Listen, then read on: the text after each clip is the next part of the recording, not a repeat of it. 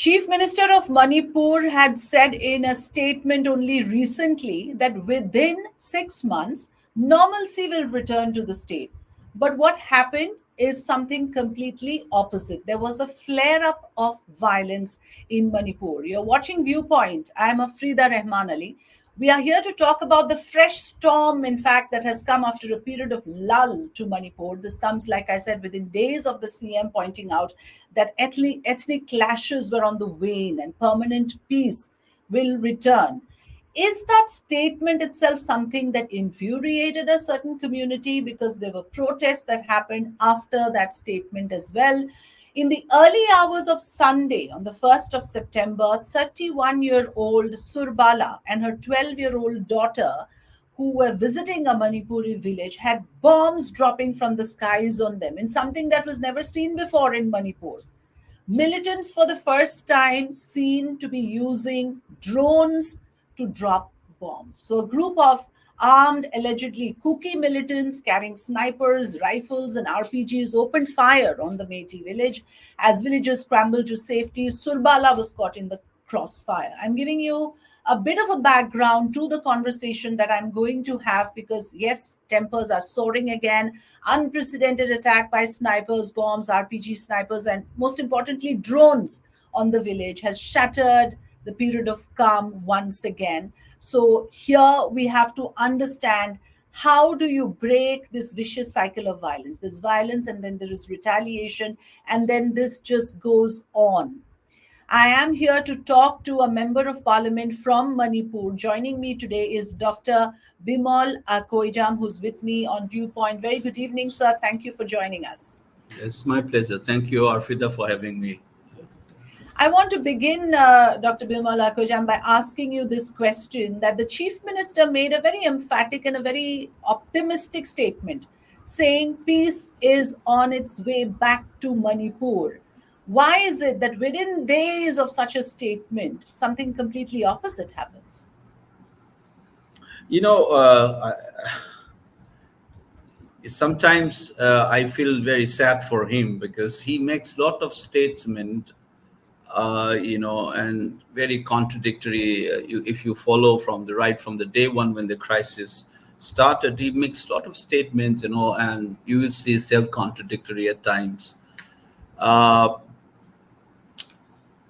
I feel sad for him. At one is he's the chief minister of my state, and he seems to have lost in touch with reality. It seems that what makes him think that if his assessment made him believe, or his advisors have told him that no peace is possible, then obviously what has happened has shown that he was not in tune with the reality on the ground.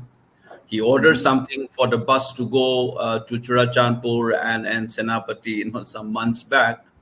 Yes. And the troops of central government, such as CRPF and Assam Rifle, refused to comply with his order, and he's the CM of the state.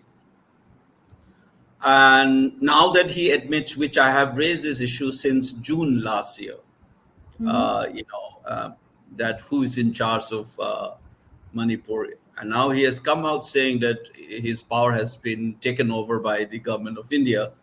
Law and order is a state subject. So I think he doesn't seem to know that he is not completely in charge of the situation.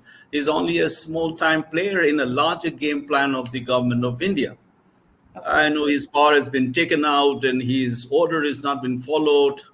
And yet he thinks There he is a can do. mistrust, you are saying, that it is not as if the whole of Manipur or its population actually has reposed their faith on the chief minister. There's a large No, section of the I'm not saying that. population. There are people, different kinds of people have different attitude or obligations towards him. But I'm saying as a chief minister, he has been making a lot of statements, and at one level, we know that he himself has accepted and admitted that he hasn't the power. Law and order is not in his hand. But Yeah. at the same time, he has not stood up. It is a constitutional power of the chief ministers, which has been taken over by the government of India without following constitutional procedures. He's still the chief minister of the state, and how come his power has been removed?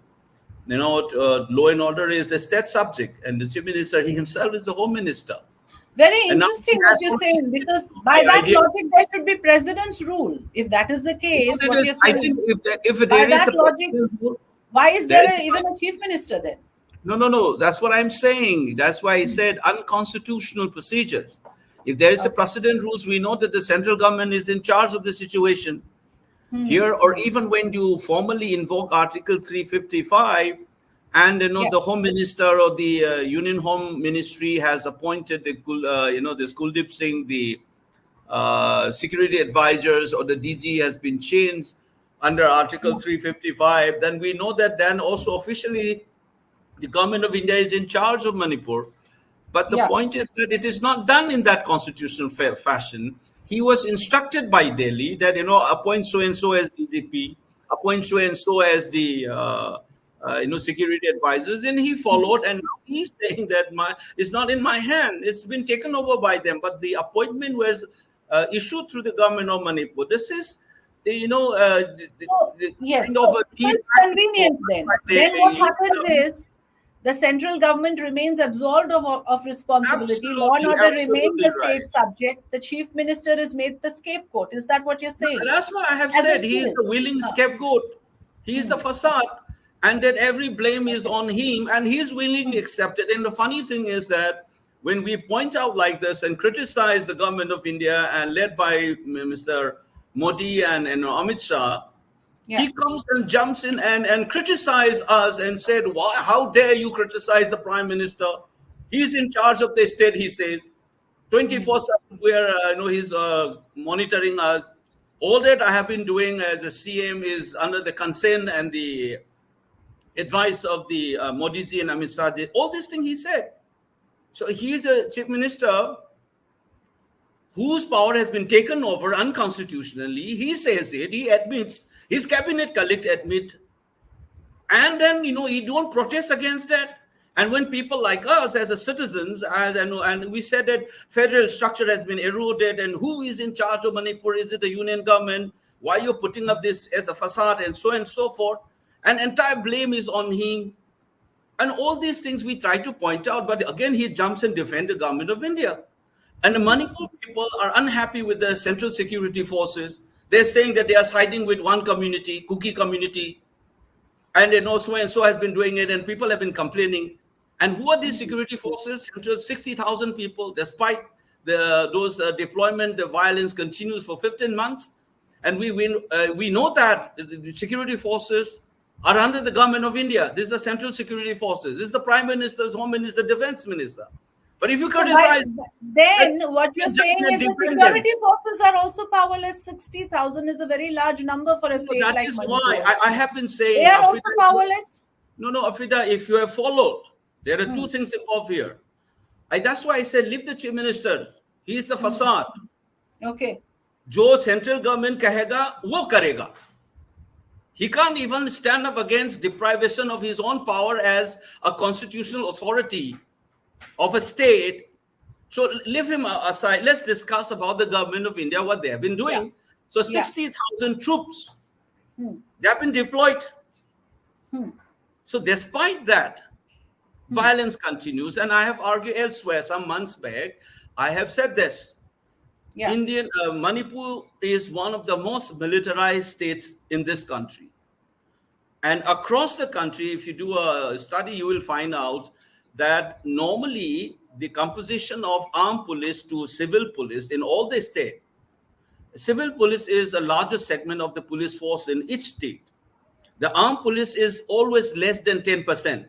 It doesn't hit the two-digit number, except Kashmir and some states in Northeast, and Manipur is one of them, where we have more armed policemen than the civil police.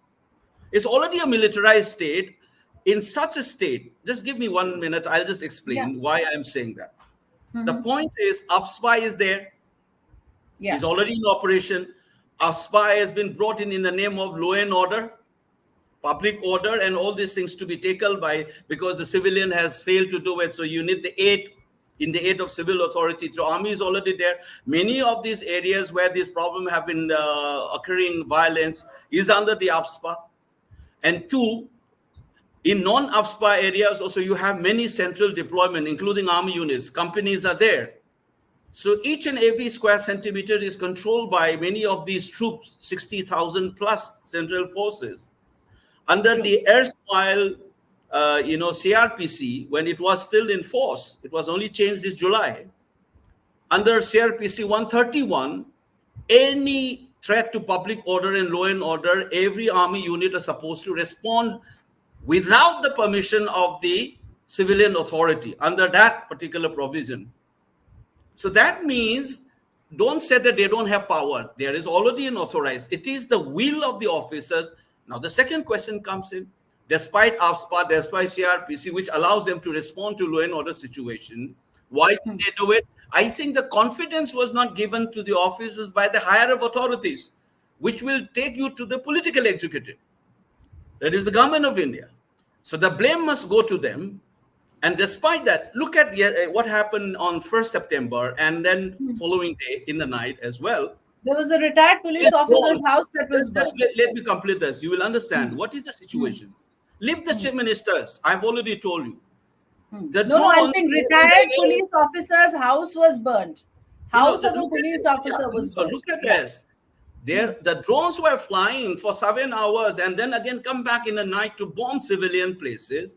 You have rather, there are jammers in the hands of these security personals. How is that you allow these drones to operate and bomb on the civilian places? Whose failure is this? Now, look, you understand one, there are jammers. Yes. You can, demobilize and, immobilize these drones. That technology is with the security forces. Despite that, it was allowed for 7 hours and followed by in the night. So right from the day one, last May onwards, the question remains, what has been the effect of deploying 60,000 troops? With all Dr. these Bimol power Akoijam, and you're saying something very serious. You are saying something very serious because you are national alluding media to must ask. complicity. No, you are saying that I'm not even going to jump to that. I'm only going to say that because you're why saying the this has security been allowed forces to would have happen. turned a blind eye. Yeah. Now exactly. the second is, it's two layer. I've said it. One is that they have the power. In terms of I've told you how they are supposed to respond if the public order or the law and order is being threatened in their area of operation, both under AFSPA or erstwhile CRPC. They didn't do it, and my assessment is that those officers were not given, it seems, by the political authority. So they were afraid. Or there's something, where they don't want to take. Who is in cahoots with whom? Please spell it out for us. Who is that is handing why I jobs think, with whom? let's understand. Would you elaborate? Would you spell it out so that we have a better understanding? Let and me for my explain. viewers, let me tell them AFSPA is Armed Forces Special Powers Act, which Dr. Bimol Akoijam was referring to. Let them come up and say that they don't have a power under erstwhile CRPC 131 to respond to this kind of a situation. And let me again remind them that in the aid of civil power, they have come in the name of AFSPA. In spite of all this presence, AFSPA or non-AFSPA, those officers and the troops were supposed to respond. They did not. Now the question comes in, either each of these officers did not have that moral courage to respond, or because they were scared of something. And that, for 1 year or 15 months, they have been allowed to be like this, points our finger to the higher up, particularly the political authority. If there is a clear-cut policies and will of the government of India, I don't think people have lost life. It would have been controlled within 1 week. And 60,000 people would not have lost their homes. Not only that, after they left, the property would have been still intact if the law and order is in their hand. And all this claim of foreign elements, others would have been taken stern action against it. Because India is one of the most powerful countries, and you have 60,000 troops in an area which is only 22 square kilometers something. The population is like a district in Delhi. And 60,000 is a huge troop. You don't even go to war with 60,000 Let me rephrase this question for you. So for our better understanding, you are saying that there is no dearth of troops. There is no dearth of security surveillance. It is not possible that you do not have intel inputs about a drone attack. There is Absolutely. there is lack of political will and intent. So, by that logic, stretching your argument, can I say that you are trying to somehow also say that the authorities at the center are siding with one side and turning a blind eye to the other? Is that ultimately what you're saying? I think that they are complicit in this through their inaction. I have been saying this for months. The inaction itself is an action. And I'm raising this question today and on the national media. Ask this question. If the jammers are there already, how is that the drone were allowed for 7 hours and then come back in the evening, forget about the intel failure? You already see this drone attack. How is that you don't sprung into action? What happens if that drone comes? Will not even take 1 minute to come to Raj Bhavan and drop, or the AIM sector, the army headquarters. What happens then? So it's a serious national security. Forget about Kuki and Meitei. Think for a moment, what is that armed forces have been doing? And that particular question will answer how is that innocent woman was killed, how those people were, destroyed, their homes were destroyed by this bombing. Who's going to take responsibility for this? Then How would you respond to the argument that sometimes the security forces exercise restraint so that things don't escalate? to In take order down to the prevent to take further down the escalation. drone with a jammer is a restraint. Restraint for what? Just think, Afrida, this argument. Restraint for what? That you allow the drone to attack because you are restraining yourself? What kind of argument is that? And interestingly, to the best of my knowledge, has the Home Ministry came out with a statement?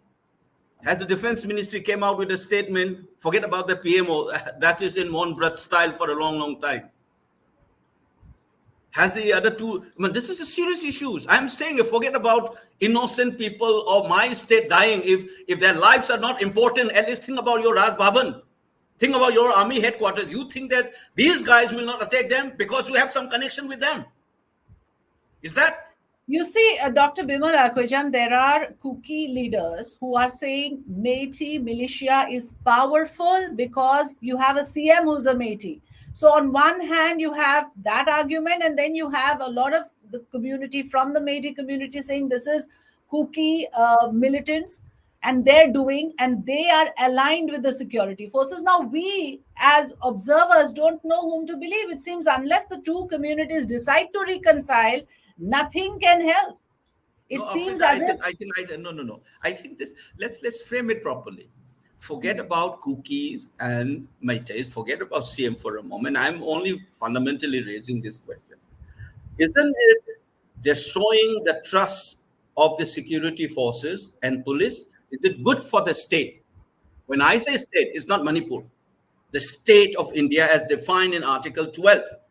We have a legitimate institution called the Indian state with a constitution, with a parliament, with an army, with a police, with a judiciary. Is this state, I'm asking, you have this very crucial institution called the army, the paramilitary forces, and the police. When these things have been jeopardized and the trust deficit has been created, and you still want to talk about cookies and Meiteis, the thing should have been that we cannot afford. I have said this for months before.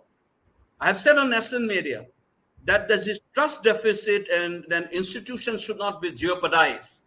Indian Army, the paramilitary forces, and the police forces. When you jeopardize state institutions, you are threatening the very integrity of the state itself, the Indian state. And they should have done something in order to deal with this, how to do with this psychological war of trying to build the trust of the people. Instead, all these authorities, this is something that all the professional army guys and IPS officers must think about it. What have you done to regain this trust of the public? Instead yes, of the saying situation that is you getting jump into the serious gun and then also because there are now highly complex, high-tech weapons that are now seen in the specter of violence. And I think you've also raised this, that these are not weapons that are country made pistols or rifles that the common people are having access to. Where are these weapons coming from? You also said that See, even security personnel do not have these sort of sophisticated weaponry. This is a very, very serious matter. no, Afrida, let me just say, you understand first thing. I think this is what we have been making mistake for all these months. You jeopardize the institution like the army, the paramilitary and police. We should know that you are threatening the state. State Mane, not Manipur. The state, the Indian state, because these are legitimate institutions. So it is the duty of the officers commanding things or the bureaucrats who are running, as well as the political executive, should have been worried. And they should have done something to regain. But instead, some troops comes out with videos blaming one communities. What you are doing it, ultimately you end up saying that people will accuse you are part with this cookie group, you are part with Meitei group. That is what has happened. Okay, that's the part one. In your second question, you have just asked me about sophisticated weapons. We said Yes. not only about the looted arms. You think about that, because there are weapons which is not even used by Indian armed forces. Normally what happens is that the army has a rifle, standard rifle, then they phase it out. It goes to the paramilitary, then the local police. SLR is one, we know that. Then you have INSAS is gone. Now this is another rifle, especially in Western sector, you have it. But you understand that M16 is not a standard rifle used by Indian armed forces. But M16 is being used, and these video recordings have appeared months ago, not today. This is like 8-9 months ago. I saw the video of M16's weapon being used and then shooting down on the valley and the paddy fields and so on. And what the media had done that time, oh, these are poor people with the country-made local cartoons and all that. You have been bluffing all around and partisan roles. That's the saddest part. No, but what does that indicate? Where is this? Where are these weapons coming from? Are you indicating there is a foreign hand in it? Are the neighboring countries? It's a border state. It's a border state, and there has been a history of strife with elements across the border as well. Absolutely right. You see that there's illegal arms in that sector, Thailand, Laos, this Southeast area. We all know. As to the weapons are coming in from there, but you said it, oh, these guys have the looted arms and these are cartoons and a local made gun. And that is my problem. Right from the officials to the media, we have mess up. Manipur is paying the price. You will say that it's your problem. Manipur is on problem. You guys have a problem. Prime Minister saying that, oh, eternally they have a conflict. Pehle se bhi tha. You realize that that's the same thing the colonial thinkers and policymakers have done to India. They think that Hindu-Muslim is inherent in Indian ethos. It's only the Indian post-colonial scholar who started arguing that no, that was a product of the processes of colonial state. So ethnicity and ethnic conflict, the so-called conflicts, are deliberately stoked. You are saying, is this animosity being deliberately stoked? Because from what we understand and from the reports from the ground, it seems the Kuki community would now not settle for anything less than territory which they will administer. They are not willing to settle for anything less. Is that a correct observation? Because it seems they are angered by the CM statement where he says normalcy will return, and they do not accept his authority. Is there truth in this, that now probably the only solution or resolution will be if there are separate administrative territories between these communities? Afrida, I'll tell you two things here. I have been said, and which you just give me one time so that I can give you a little more things which I have not stated before.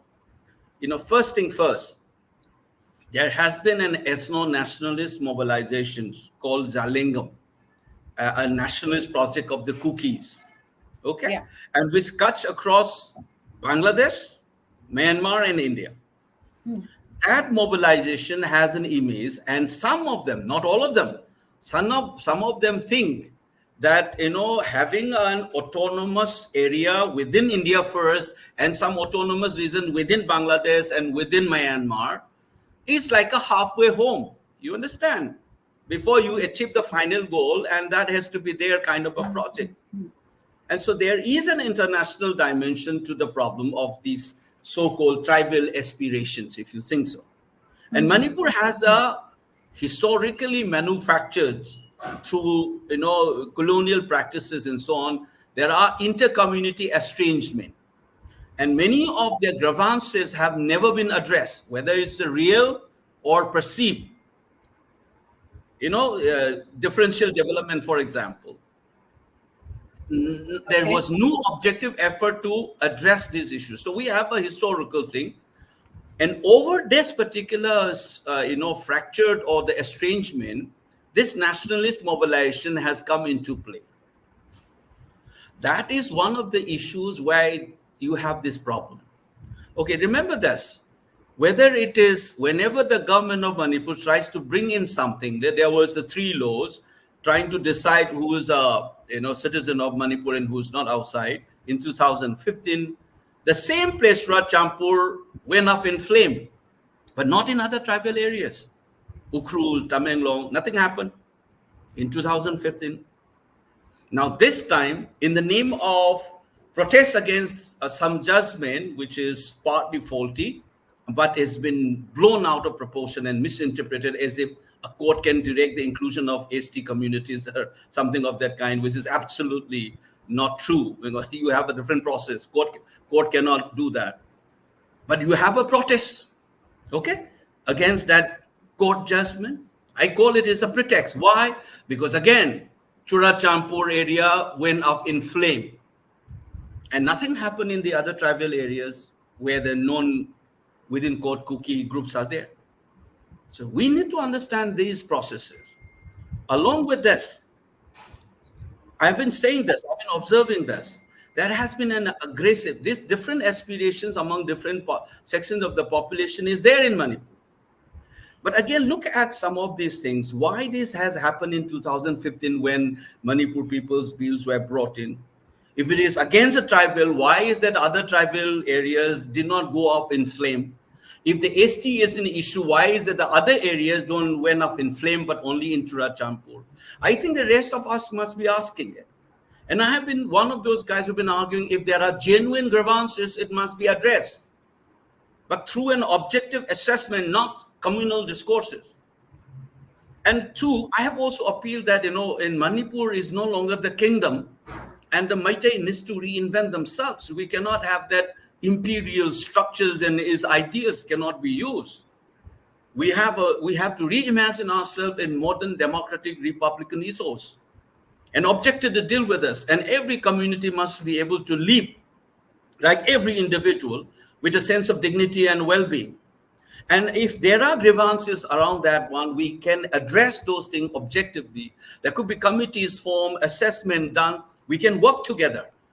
It didn't happen. There are assessments done. There are agreements. For example, there was an agreement with the Mar community, with the Métis on the 1st of August, right? Between the Métis that and is the a Hamar peaceful. community. I'm talking about the general grievances. No, I'm how saying to understand this those problem. reconciliatory processes have also not worked out. I want to No, ask no. you, what will it take now? Afrida, What just will it give me take? 1 You minute. represent Inner Manipur. Already the cleansing has happened. There's a distinction and clear demarcation of the Métis areas and the Kuki areas as we speak, right? Let me come to that How one. will people return home? How will there be an intermingling let me once explain again? this. I'm saying something about this. What gets complicated is the drug dimensions, the poppies and illicit drugs. What happened is that Golden Triangle, the area has shifted according to UN report on Myanmar side, not on the other side of the Laos and Thailand side. So obviously spill over on the eastern side of Manipur. So there is a drug, and some observers believe that the drug economy in Manipur runs in thousands of crores. So there is a dimension of this conflict because of the control or maybe possibly on dealings with this among many of the local players. Right. That cannot be ruled out. So you are saying the crackdown on the drugs, the drug No, crackdown could be a trigger. Yeah. This is one part. But the crackdown, I mean, it should not be rhetoric. There have been big players being arrested, sort of red-handed caught red-handed by the authorities, and they got scot-free. And that even drivers of some politician is supposed to be dealing with 28 crores and crores of rupees. Is it possible? So you get free. If you are genuinely cracking down, it should come out in your action. So there are issues around this. But there's definitely a drug dimension to the present crisis. That's why they said it's not ending. And last but not the least, but there is also some people suggested that the government of India is trying to play some strategic game to deal with the armed groups and so on, and they have misfired. This is, you can read in local newspapers and so on, the commentators who have known ins and out of Manipur system as observers, they have been Yes. commenting on this. It's not me. So coming back to your questions, given all these factors, I noticed something. Just as Churachampur went up in flame in 2015, as well as this time, not in other tribal areas, though the grievances is in the name of the tribals. This is, along with this, I saw none of these MLAs, especially from this one who are demanding separate administration, have ever called for peace and calm. I haven't heard. Right from the day one, they went on ethnic cleansing, cookies have been ethnic cleansing. We can't live together. Separate administration is not a product of this violence. It has been there for a long, long time. And I believe that some of these people have taken advantage of this violence, and either this is manufactured through that angle. And now you come to the more you are deepen the divide and you say we can't live together. And I have been saying, as an Indian citizen, jab tak Indian citizen banke rahoge, then you cannot say that our citizen belonging to a particular religion, linguistic group cannot live together with another. Absolutely. And for the That first time, I'm seeing someone talking as a Manipuri, as an Indian, because, whoever you speak to speaks either as a Kuki or a Meitei. In fact, I have seen national channels revealing BJP Kuki MLA, that way. And by the way, the even I have been told a MLAs, Manipuri, they will call me as Meitei academics, Meitei yeah. MP. I know, but at least you're trying not to speak only as representative of one community. I appreciate that. I want to ask you that every single person, every leader is speaking as a Kuki or a Meitei. Isn't that a dangerous trend as well? Because I heard a BJP MLA speak against Biren Singh. So there is a mistrust at various levels. And the entire state, crossing party lines, are now becoming divided along community lines. How will that bridge, how will that gap be bridged? Let me share this. I have said it more clearly before. Also, I will repeat how to go about as far as I see it. But one thing, we recognize these problems. I told you that whether the armed forces leaders or the leaders, Indian political leaders, or the media, all of us have succumbed to this dichotomous way, and then trying to prop up. I have done a study on some mainstream Indian media, how they have Yes, I represented read that. I read your study. against all the ethical standards set up by the PCI. And if anybody wants to go against a study, they have to go to the same rigorous screens of methods and the theories and the data that we have collected and compiled. It took 8 months to work on that one, and they have to do it. It's a systematic, using all media studies methodology and theories. You want to ridicule it, you have to do it through the same rigor. And I've done it. This is where we have faulted ourselves. As a country, as a responsible citizens, we have failed. And two, look at this government. This is BJP government, and 7 of them are from BJP out of this 10 cookie, within quote cookie. It's a very controversial term. That's why I keep on saying cookie. Some people say we are not cookie. You should include Mar. You should say Joe. So it is hyphenated. You say keep on shifting. But broadly, for convenience sake, I call cookie at the moment. And some of these people are saying that union territory chahiye, separate administration. This is the cabinet minister, and within the same, you also have the chief minister who says we will not give. All right. So my idea has been that, please, Prime Minister, call all your BJP legislators in Delhi, sit down together and thresh it out so that at least government has one voice on the issue. They don't have. nor the violence could be controlled by them. They have been allowing that. So my only suspicion is that some of the armed cookie groups was promised by BJP that they will give their demand if they help them in election, which is all over in the media. You can check it. Not only that, one of these rebel leaders have said in an affidavit this thing. That means, on the other hand, you are propping up one gentleman as a savior of Maitai, another as a savior of Kuki, and the government is fractured. There is no one voice in the government who is ruling over the conflict. And how do you expect the peace to return? So I think the Prime Minister should have called. That's why I keep on asking that Prime Minister should call all these people of his legislature. That's the first step. Anybody who's not mentioning this are just thinking, wishful thinking. First, the Prime Minister must ensure that his political party, his own legislator who running the government of Manipur should sit together so that at least they have a common voice, so that the government is rescued. And then second, our armed forces and the police and the bureaucracy must be revived. Do whatever to strengthen. You can't work on community lines. State institution cannot be. Even army officers is going to say that I'm not going to follow this command of this major because he comes from Kuki or he comes from Maitai. That organization will collapse. But that is what is happening. Isn't that the sad reality today? That's why I said it's a danger. Everyone comes under that lens.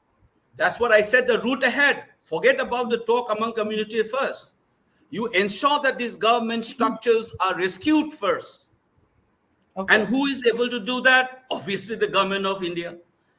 And मुंह से नहीं, simply बात नहीं करना. It should be seen on the ground substantively that the 60,000 present is felt. Remember that one of these BJP MLA, son-in-law of the CM himself, has written saying that 60,000 troops have been mute spectator. He is a BJP MLA, Chief Minister ka son-in-law hai. So I am not the only one who's talking about this. Chief Minister's son-in-law has written to the Prime Minister to withdraw forces, saying they are being absolutely powerless and absolutely ineffective, which is the tragedy of the situation today. They should have done it. Then it should not be like a show. But a genuine person will be asking, rather than withdrawing, said that let the state's presence be felt on a substantive sense on the ground. Let the violence be controlled by them. Yes. And this is the first two I've said, making sure that the government becomes one voice, because it is under the same party. Modi is a very powerful man.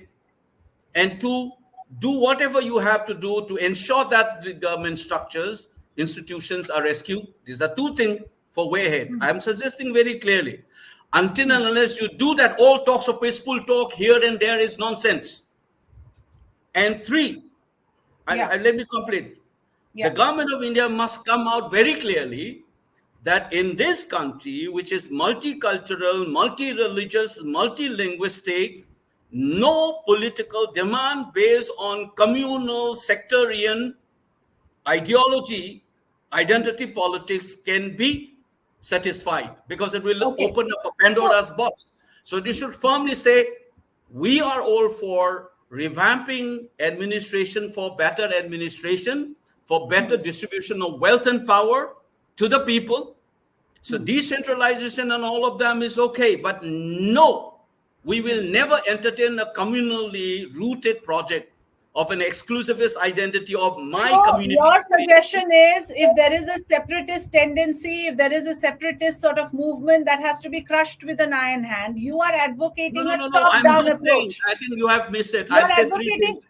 I heard that. But primarily you are saying a top-down approach, right? Somebody at the center has to take responsibility. Let me complete. I have only four things to say. I've said three.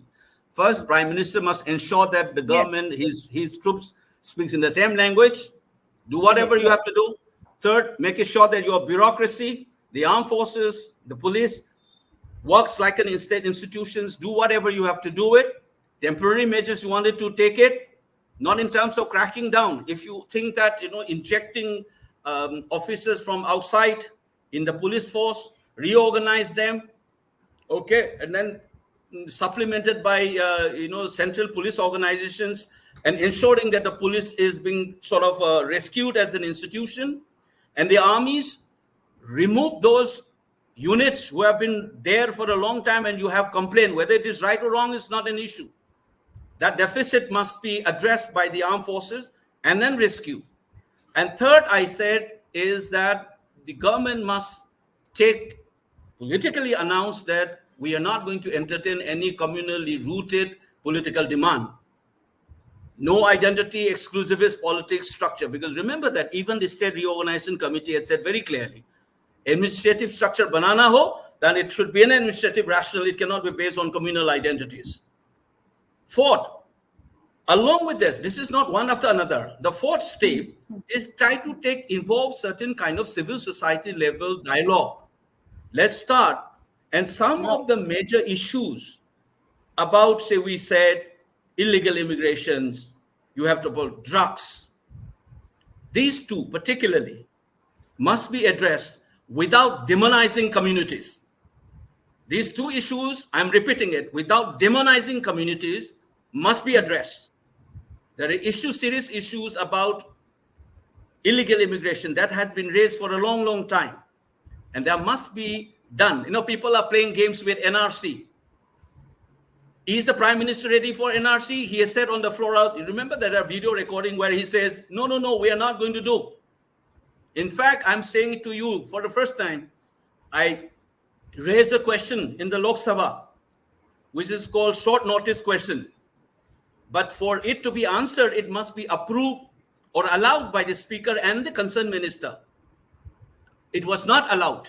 I've asked whether the government of India is willing and planning to implement NRC in the state of Manipur. That question was disallowed.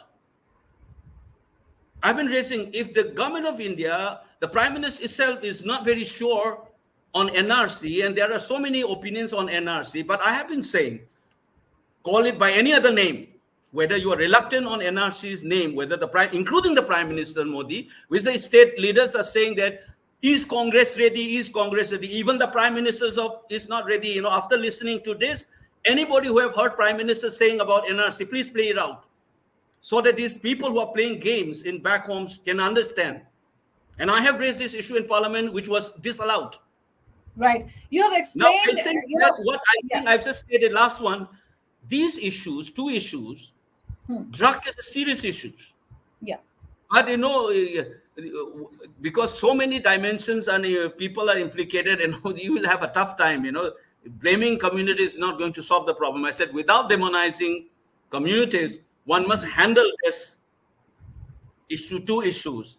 These are the four issues that we need to deal with it. Yes. Civil society organization must be raised. Peace talk can be initiated. Not even negotiation, at least dialogue should start. So these are the four areas. So let me conclude. Prime Minister ensuring his government speaks in one voice. Make sure that state institutions are recovered, especially police and the armed forces. And third, you can deal with this, clearly government of India says that no demand on communal basis because India cannot afford. Fourth, you initiate a civil society dialogue. Along with that, fifth, I said, if you add these two issues, it must be objectively addressed without demonizing communities. These five are the way ahead, and I hope I have said these 3-4 things before. Yes. I have said repeatedly. You have explained, you've explained the dimensions, I think, very, very comprehensively, and I'm sure my viewers would have benefited from this because it's a multi-layered issue. It cannot be looked at from one single perspective, like you have given us an understanding of the drug trafficking issue, of the weapons issue, and of the migrants issue as well, where the union government has tremendous amount of responsibility to handle it in that sensitive manner. And I take that sentence from you as a big takeaway, without demonizing communities, because that is only going to aggravate. That is not going to help anyone. Dr. Bimol, some people want that, Afrida. Go ahead. Some people want to divide. I know what happened is divide and rule. Manipuris love to talk about it. We have been divide and rule, but majority of us have fallen victim to this trap. The more deepened you have aggravated anything. That's why I said, don't blame the community as a whole, blame the elites and their divisive politics. Remember Gandhiji once said, we're not fighting Hmm. against the British people, we're fighting against British rule over us. Yeah. That's a distinction that I maintain, and no demonizing, but take the objective issues objectively and deal with it. And so, harping about certain things, including NRC, when I told you, the Prime Minister himself says he's not ready, and there are complications around that one, and said, oh, Congress So, MP, if the and political will were to be in place, what is the time frame that you think normalcy can if you return? do this How long a process, and project will this be? I think it's, see, one more thing, you remember this.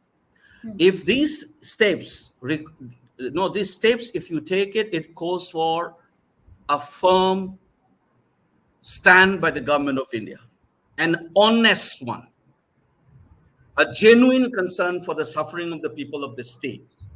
Simply because it's in the periphery, you throw it out. For 75 years, Northeast India has suffered from this exclusion.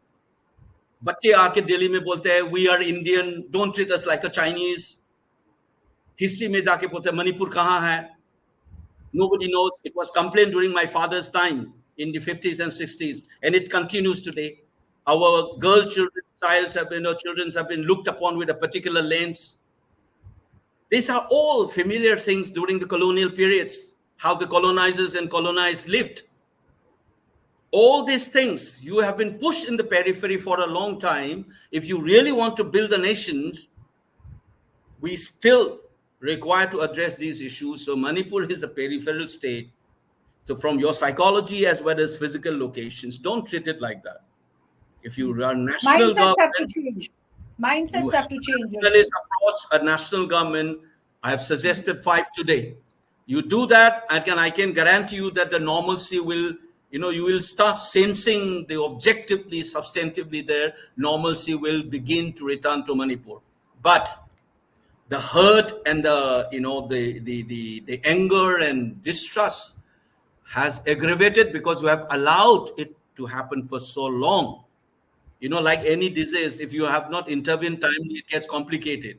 So True. the hurt in others will require a different kind of meditative approach, healing approaches, multi-layered. It will take time.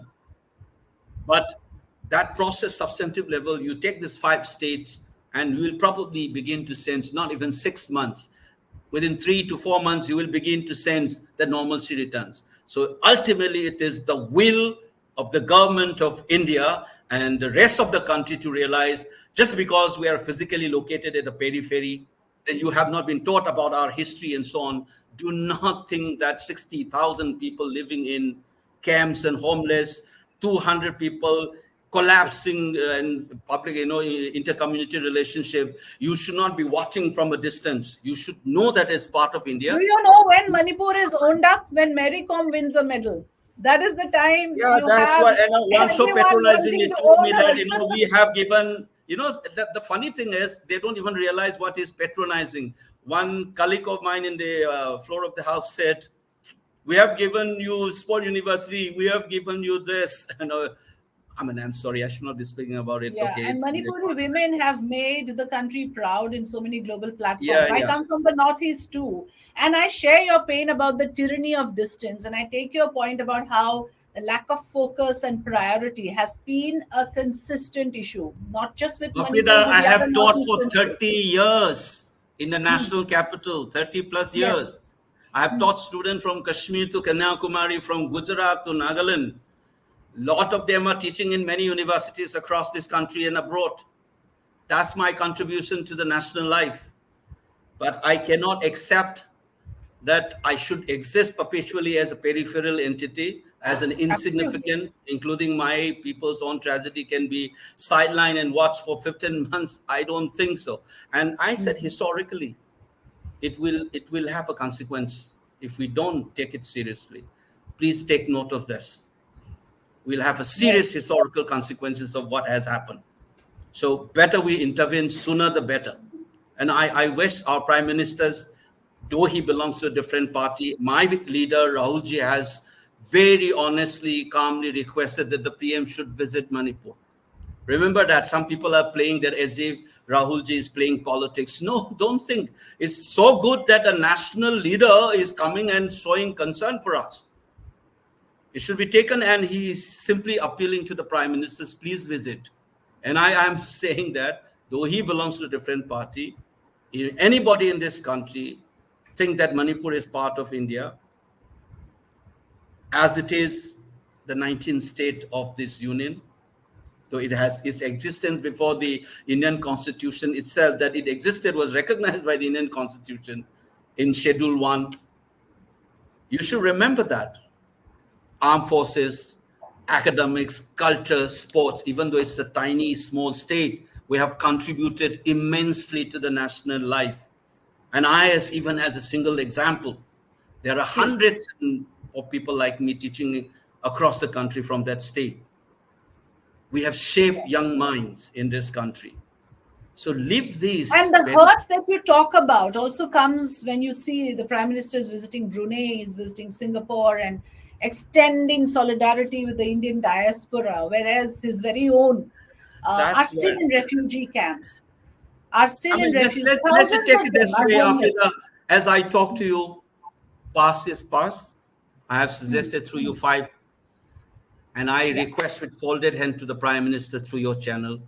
please look into this five proposal that I have placed in front of him, I and hope this please go interview ahead. is And I'm sure likely our shared party and because our leader will be supporting if he does that. I'm hoping that this interview will be shared extensively, Dr. Bimol Akoijam. In fact, we have comments, and as I close the interview, let me read out what viewers are saying. That is Mayang Lambam Indira, who's saying present crisis is designed by India government with a hidden agenda. That's the viewer's point of view. Others have also, of course, given a thumbs up to the interview, and of course, has wished Manipur all the best. Few comments here, but I'm sure as this interview now goes out and gets published, I'm sure your points, the 5 points that you made, we are going to take a note of this as well. We are going to also have this on our other publications of Free Press Journal. Thank you so much, Dr. Bimol Akoijam, for joining us today on Viewpoint. Have a nice evening. Okay. Thank you so much, Afrida. Thank you. Bye bye. How do I lift this?